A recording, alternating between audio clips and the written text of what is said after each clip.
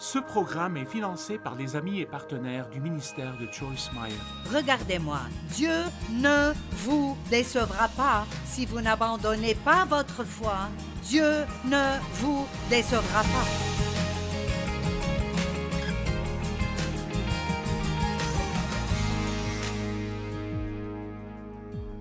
Je fais une série que j'appelle Siéger, se tenir debout, marcher et courir. La Bible, en fait, nous dit de faire toutes les 4 de ces choses. Siéger en Christ, ce qui veut dire entrer dans le repos de Dieu. Ce genre de repos dont Peter parlait ce matin quand il nous a exhortés. Et le genre de repos que Dieu nous offre n'est pas nécessairement un repos pour nos corps, bien que ce soit très important aussi. Mais ce genre de repos est un repos pour votre âme. Vous pouvez avoir une vraiment bonne nuit de sommeil, mais si vous êtes en colère, alors vous n'êtes pas au repos.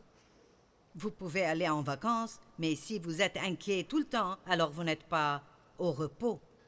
Et tout doit être, ne manquez pas cela, tout doit être fait à partir d'une position de repos. Je travaille ici ce matin, mais je me repose en Dieu. Et donc, le mot repos, Peter nous donne une partie de la définition, mais vous verrez aussi dans le dictionnaire grec que le repos que Dieu nous donne n'est pas un repos du travail, mais un repos dans le travail. Combien d'entre vous voudraient élever des adolescents dans le repos? Combien d'entre vous veulent pouvoir vivre dans ce genre de monde qui devient fou, mais le faire dans le repos sans avoir à s'inquiéter et à être anxieux concernant tout? Et si Paul et Lisa, voulez-vous diriger cette église avec Joel dans le repos? Et même à l'église, il y a beaucoup de choses qui pourraient vous déranger dans une église parce que ce sont les personnes abîmées qui vont à l'église. Amen? Et donc, je pense que beaucoup de personnes reçoivent Christ et ensuite, on leur dit qu'ils doivent faire quelque chose. Ils ont un rêve ou une vision de Dieu et donc ils sont nés de nouveau depuis 2 semaines et ils veulent commencer à courir leur course pour Dieu. Mais vous ne pouvez pas faire cela si vous n'avez même pas encore appris à vous asseoir. Donc Mike, si tu peux venir ici, une image vaut 1000 mots. Je vous donnerai un exemple.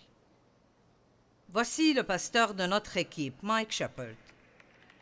Donc, Mike, si tu pourrais juste te coucher. Vous voyez la puissance que j'ai? Je faisais cela moi-même, mais j'ai décidé de laisser quelqu'un d'autre le faire. Donc, les bébés commencent en étant couchés. Nous tous, quand nous entrons dans le royaume, nous sommes couchés. Vous êtes finis, vous êtes vidés. Vous ne pouvez pas y arriver tout seul. Votre vie est un gâchis. Vous avez besoin que Dieu vous aide. En tant que bébés chrétiens, nous commençons couchés. Nous avons besoin que quelqu'un fasse presque tout pour nous. Le grand problème vient quand vous êtes sauvés il y a 30 ans et vous êtes toujours couchés. Amen. Maintenant, je voudrais vous voir, Pasteur Mike, essayer de courir de cette position.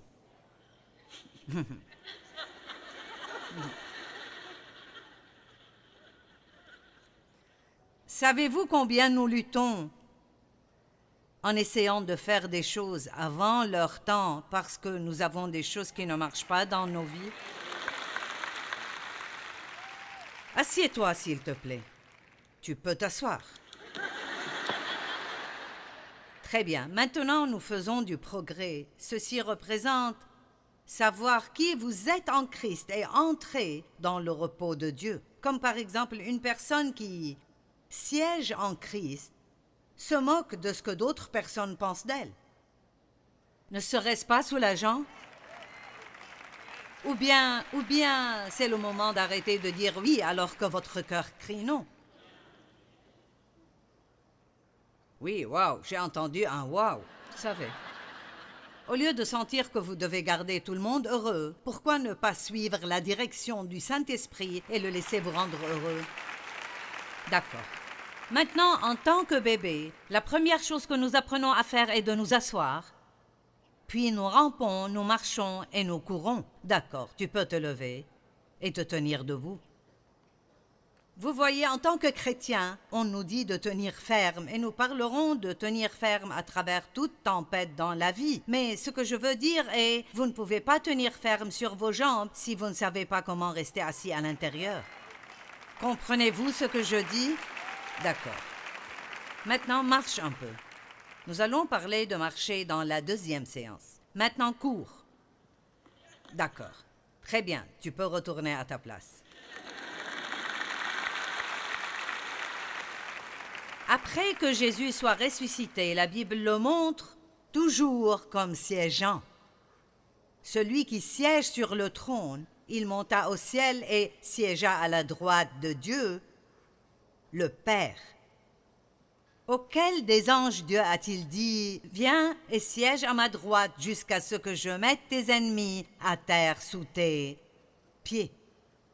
Si vous apprenez comment siéger en Christ, il mettra vos ennemis à terre sous vos pieds. La meilleure façon de combattre le diable est de rester dans le repos de Dieu. Vous m'entendez? La meilleure façon de combattre le diable est de vous accrocher à votre paix et de rester dans le repos de Dieu. Mais la bonne nouvelle est dans Éphésiens 2:6, il dit que nous siégeons avec Christ dans les lieux célestes. Je suis en train de faire un petit résumé de la nuit dernière. Donc, je suis à 2 endroits maintenant. Je suis ici sur cette plateforme, je marche un peu, mais intérieurement, je siège avec Christ dans les lieux célestes. Je ne peux pas vous dire combien c'est plus facile pour moi maintenant que ça l'était quand j'ai commencé il y a 40 ans et j'étais si préoccupée par ce que tout le monde penserait de mon message. J'étais inquiète. Est-ce que j'ai le bon message de Dieu? Ai-je fait la bonne chose? Et oh mon Dieu, si quelqu'un part pendant que je prêche, ça me faisait quelques jours de tourment juste après. Allez, mais je ne fais pas ceci maintenant. Il y a 4 ou 5 personnes qui sont parties au milieu de mon sermon. Je ne pense plus, ils ne m'aiment pas, je pense peut-être que quelqu'un ne se sentait pas bien. Vous pouvez penser comme il faut quand vous savez comment entrer dans le repos de Dieu. Vous ne pensez pas toujours négativement, vous pensez positivement et vous croyez pour le mieux. Donc nous voulons parler de tenir ferme ce matin parce que nous tous, nous devons tenir ferme beaucoup en tant que chrétiens. Nous nous tenons ferme et nous attendons Dieu pour les percées dont nous avons besoin dans nos vies. Et elles viendront. Dieu ne sera pas en retard. Mais j'ai remarqué qu'il est normalement pas en avance. Est-ce que quelqu'un d'autre a remarqué ça chez Dieu? Ne vous demandez-vous pas parfois si tu peux venir à la dernière minute? Pourquoi n'es-tu pas venu il y a 3 mois pour que je n'ai pas à passer par tout cela? Eh bien, il nous fait passer par tout cela jusqu'à ce que nous arrivions au point où nous disons « Je ne vais plus jamais passer par cela ». J'ai assez d'expérience avec Dieu pour savoir qu'il agira. Je ne sais pas quand, mais je sais qu'il agira. Donc, je vais juste vivre pleinement ma vie pendant que j'attends. L'expérience avec Dieu est si précieuse. Au début, vous entendez juste quelqu'un d'autre vous raconter son expérience, mais quand vous obtenez votre propre expérience, alors personne ne pourra plus jamais vous l'enlever. Amen, amen. J'aime cette dame au fond, elle m'encourage continuellement. Tenons ferme contre le diable. Vous savez, il est un menteur et c'est si important de savoir qui nous sommes en Christ. Ce matin, j'étudiais ce message ici, assise en buvant mon café. J'étudiais à 5h15 ce matin, vous savez. Et quand vous êtes fatigué, c'est un temps facile pour que le diable essaye de vous attaquer. D'accord. Donc, j'ai prêché hier soir, je suis rentrée, je me suis couchée. Je me suis levée ce matin et je pensais qu'il était 5 heures. Alors j'ai commencé ma routine et j'ai réalisé qu'il était 4 heures et j'ai pensé « Alléluia ». Je peux rentrer au lit 1 heure de plus. C'était comme recevoir un grand cadeau. Mais j'étudiais et j'ai entendu Ce petit chuchotement, le diable, il est venu de nulle part. C'est fini pour toi, ta prédication n'est pas aussi bonne qu'elle l'était. Eh bien, comme j'ai de l'expérience avec Dieu, je savais que c'était le diable. Je ne pensais pas que c'était Dieu. Je ne le croyais pas, même pas pour une seconde. Amen. Et c'est là que vous pouvez entrer dans le repos de Dieu. Quand vous savez qui vous êtes, vous savez comment Dieu opère. Et si Dieu essayait de me dire que j'étais terminé, il ne me le dirait certainement pas au milieu de mon étude pour venir et prêcher. Nous devons reconnaître les mensonges de Satan parce que tellement de personnes sont trompées. Elles croient des choses qui ne sont absolument pas vraies. Mais si vous croyez quelque chose, bien que ce ne soit pas vrai, ça devient vrai pour vous. C'est votre réalité. Apprenez comment dire au diable, tu es un menteur, tais-toi. Amen. Maintenant, n'est-ce pas stupide? C'est fini pour toi. Ta prédication n'est pas aussi bonne qu'elle l'était. Mais vous savez, je pense qu'elle s'améliore tout le temps. Et je dis cela par la foi. Je ne le dis pas comme une déclaration hautaine ou fière. Mais vous devez croire et vous devez rester positif. Et vous devez croire en Dieu et avoir confiance que ce qu'il fait dans votre vie est juste. Je n'ai pas à me demander, suis-je dans la volonté de Dieu parce que je le suis? Nous nous tenons fermes et nous combattons le combat de la foi. 1 Timothée 6, 12. Combat le bon combat de la foi. Qu'est-ce que la foi? La foi est de s'appuyer complètement sur Dieu. C'est de croire ce que vous ne pouvez pas voir parce que cela a été promis dans la parole de Dieu. Mais parfois, nous devons nous battre. Et parfois, le plus grand combat que nous combattons n'est pas de combattre dans la chair, mais de combattre dans l'esprit. Comprenez-vous cela? Par exemple, vous ne pouvez pas changer la personne avec qui vous êtes marié. Maintenant, vous pouvez prier pour eux. Mais ne priez pas seulement pour que Dieu les change, priez pour que Dieu vous change aussi. Et soyez assez humble pour dire, j'ai probablement encore plus de problèmes que cette personne pour qui je prie. Allez, combattez dans l'esprit. Combattez le bon combat, le combat de la foi. 2 Timothée 4, 7 dit, j'ai combattu le bon combat, j'ai achevé la course. C'est ce que je veux faire, terminer ma course. Mes enfants n'aiment pas vraiment ça quand je dis ça, mais j'espère un peu que quand Dieu me prend, je sois en train de prêcher. Ce ne sera pas bon pour vous, mais j'aimerais cela. Ne serait-ce pas une bonne façon de partir? En faisant juste ce que vous avez été appelé à faire et ce que vous aimez faire? Vous savez, je ne veux pas de douleur non plus. J'aimerais juste être une de ces personnes qui partent sans douleur. Pour terminer notre course, nous avons besoin d'être forts. Mais rien du reste de ceci n'arrivera. Vous ne pourrez pas résister à l'ennemi, vous ne pourrez pas marcher la marche de la foi. Il y a tellement de choses que la Bible nous dit. Marcher dans l'amour, marcher dans la foi, marcher dans la paix. Vous savez, marcher comme Christ a marché. Nous avons une marche à marcher. Ce sont toutes les décisions que nous prenons dans notre vie. Mais nous ne pouvons pas les prendre à moins d'apprendre d'abord à nous asseoir, parce que quand vous commencerez à marcher, vous tomberez. Et si vous ne savez pas vous asseoir en Christ, si vous tombez, vous vous sentez condamné. Mais si vous savez qui vous êtes en Christ, vous pouvez vous lever. Vous lever et recommencer à marcher. Combien d'entre vous voudraient éviter toute la peine de la condamnation à chaque fois que vous faites quelque chose de mal? Ouh! Seigneur, aie pitié, j'ai gaspillé tant d'années à faire cela. Il y a un homme dans le chapitre 5 de Jean. Je me moque un peu de lui. Parce qu'il était allongé depuis 38 ans au même endroit et attendait que quelqu'un vienne faire quelque chose pour lui. Jean chapitre 5, 1 à 8, il dit qu'il y avait à Jérusalem une piscine appelée la piscine de Bethesda. Et donc, c'était à Bethesda. Et il y avait 5 porches là-bas. Et une fois par an, un ange viendrait remuer l'eau, et celui qui entrerait le premier dans l'eau obtiendrait un miracle. Et ainsi, ces gens malades, aveugles, boiteux, estropiés, se couchaient autour de cette piscine en attendant de voir qui obtiendrait un miracle l'année suivante. Et Jésus est passé par là, et il y avait un homme, et il lui dit, « Depuis combien de temps es-tu là ?»« 38 ans. »« 38 ans ?» Je me demande si certains d'entre vous êtes couchés depuis 38 ans, comme Mike était allongé ici. Allez, eh bien, aujourd'hui, il est temps de se lever.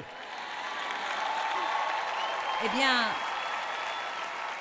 quand Jésus a commencé à lui poser des questions, et Jésus savait depuis combien de temps il était couché là, la Bible dit qu'il essayait de le choquer pour qu'il réalise cela.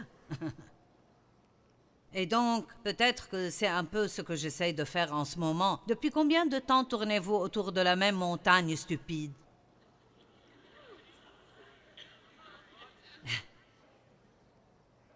Quelqu'un est-il prêt à aller au-delà de cela, à passer à la prochaine chose que Dieu a pour vous dans votre vie? Quand Jésus a commencé à lui poser des questions, voici ce qu'il a dit.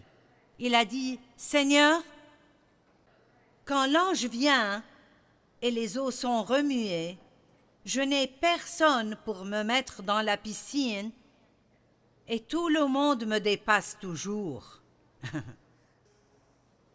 Allez, vous devez comprendre cela. Ce type était tellement apitoyé sur lui-même qu'il attendait que quelqu'un d'autre vienne et fasse tout pour lui. J'ai dit, il attendait que quelqu'un d'autre fasse tout pour lui. J'ai dit, il attendait quelqu'un d'autre. Arrêtez d'attendre que quelqu'un d'autre vous rende heureux et décidez d'être heureux. Amen. Arrêtez de vous attendre à ce que d'autres entendent de Dieu pour vous et apprenez à entendre Dieu vous-même. Quand un bébé commence à marcher, il préfère s'accrocher à quelque chose. Et nous sommes comme ça aussi. Vous avez besoin d'accessoires, vous voulez que les gens vous aident, et donc, à chaque fois que vous avez des ennuis, vous appelez quelqu'un, vous devez être encouragé. Les gens doivent toujours vous encourager. Mais le moment vient où Dieu enlèvera tous ces accessoires et vous devrez affronter l'ennemi vous-même et apprendre à rester fort et puis être fort pour les autres. Cet homme était allongé là, dépendant de tout le monde. Tout le monde est toujours en avance sur moi, mais vous savez, je pense qu'en 38 ans, même si je n'aurais pas pu marcher, j'aurais pu me tortiller. Je veux dire 38 ans, allez! Sûrement, il aurait pu se tortiller jusqu'au bord de cette piscine en 38 ans et se dire l'année prochaine, quand cet ange viendra, je serai le premier dans cette piscine où je me noierai en essayant. Et qu'est-ce que Jésus lui a dit? Il n'a pas dit « Oh, pauvre gars! Oh, wow, 38 ans et personne ne t'a mis dedans et tout le monde te dépasse toujours. Pas étonnant que tu sois couché toute ta vie. » Non, savez-vous ce que Jésus a dit? « Lève-toi !»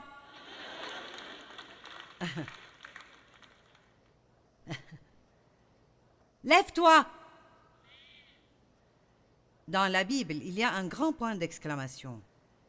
Et puis il a dit, « Et ramasse ton lit, prends-le avec toi. » Non seulement Dieu veut que nous nous levions, mais il veut que nous nettoyions notre pagaille que nous avons fait toutes ces années où nous ne faisions rien.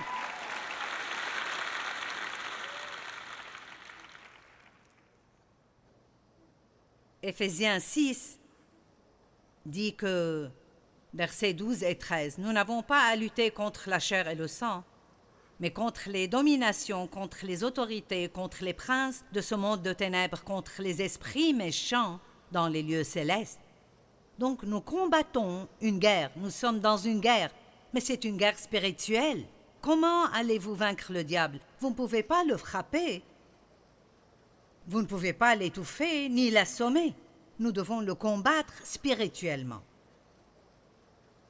Le verset 13 dit « Prenez toutes les armes de Dieu afin de pouvoir résister dans le mauvais jour. » Vous n'attendez pas d'être en difficulté pour mettre l'armure de Dieu, vous la portez tout le temps. Et l'armure que Dieu nous donne, c'est une armure spirituelle. Ce n'est pas une armure comme celle qu'un chevalier porterait. C'est la vérité. La Bible dit « Resserrez la ceinture de la vérité ». Quand vous vous tenez debout, resserrez la ceinture de la vérité. Cela signifie de s'accrocher à la parole de Dieu. Quand il semble que rien ne fonctionne pour vous, accrochez-vous comme jamais auparavant. Ne laissez pas l'ennemi vous le voler.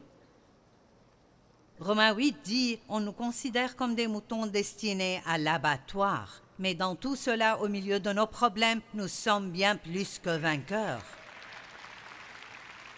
Vous devez vous rappeler cela quand vous ressemblez à un mouton conduit à l'abattoir.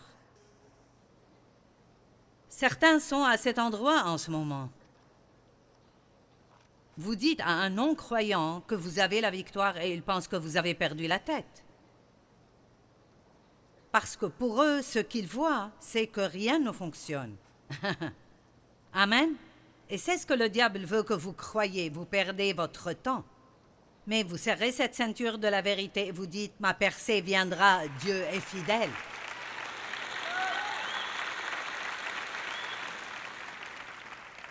La cuirasse de la justice qui couvre votre cœur, c'est de savoir qui vous êtes en Christ. Les chaussures de la paix. Le casque du salut. Il faut que vous appreniez à penser comme un chrétien. Levez le bouclier de la foi. Il ne suffit pas de le traîner derrière vous. Quand ces flèches enflammées arrivent, vous le soulevez. C'est ce que j'ai fait quand le diable a dit « Ta prédication n'est plus aussi bonne qu'avant. » Dans l'esprit, j'ai levé mon bouclier de foi et j'ai continué mes études. Amen. Je vous dis ces choses parce que je veux que vous sachiez que peu importe depuis combien de temps vous marchez avec Dieu, l'ennemi essaiera toujours de vous mentir. C'est peut-être un peu moins fréquemment, mais je pense à cela et je pense que c'est incroyable.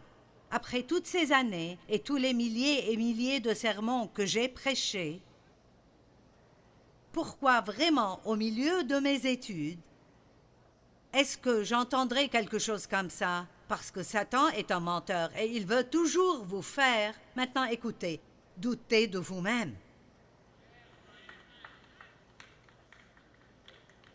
Allez, nous avons 3 personnes heureuses ici. Attention, je commence à m'enthousiasmer.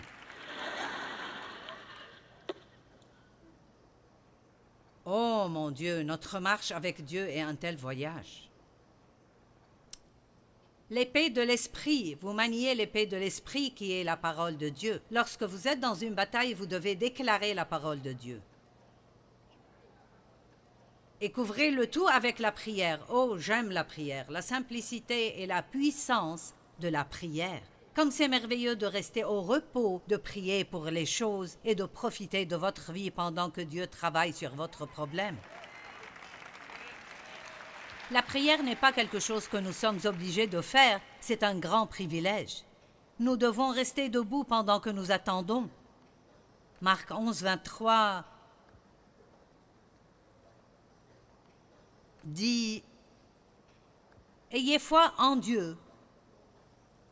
Dit Jésus, « Je vous le dis en vérité, si quelqu'un dit à cette montagne, « Jette-toi dans la mer », et s'il ne doute point en son cœur, mais croit que ce qu'il dit arrive, il le verra s'accomplir. C'est pourquoi je vous dis, tout ce que vous demanderez en priant, croyez que vous l'avez reçu, et vous le verrez s'accomplir. Une autre traduction dit, et vous l'obtiendrez. Donc vous demandez, vous croyez que vous avez reçu ce que vous ne pouvez pas encore voir, et vous l'avez dans votre cœur, et ensuite vous l'aurez. Mais il y a une petite chose qu'il n'a pas dite ici, et je ne sais pas si vous l'avez déjà remarqué, il ne vous dit pas quand vous l'obtiendrez. Regardez-moi, Dieu ne vous décevra pas si vous n'abandonnez pas votre foi. Dieu ne vous décevra pas. Quelqu'un a besoin d'entendre cela. Il ne fait peut-être pas ce que vous voulez qu'il fasse, mais il fera quelque chose de mieux que vous n'étiez pas encore assez intelligent pour savoir comment le demander. Dieu est fidèle. Ce n'est pas seulement un chant que nous chantons. Grande est ta fidélité. Il est fidèle.